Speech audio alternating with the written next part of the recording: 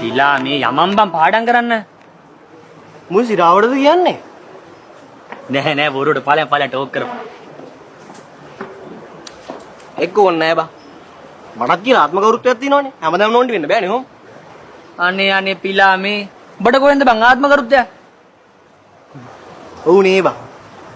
ඌරට මොන සෞඛ්‍යද පිලාට මොන ගරුත්වද? ඈ. ඵලයා.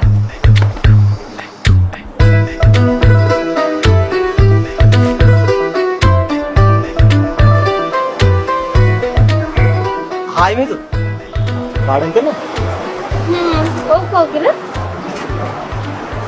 ආනං කවදා හරි ලස්සන උසස් ගණිකාධිකාරී නෝන කෙනෙක් වෙයිනේ. ගණිකාධිකාරී? ගණිකාධිකාරී නෙවෙයි අනේ ගණකාධිකාරී. ඒ කියන්නේ accountant.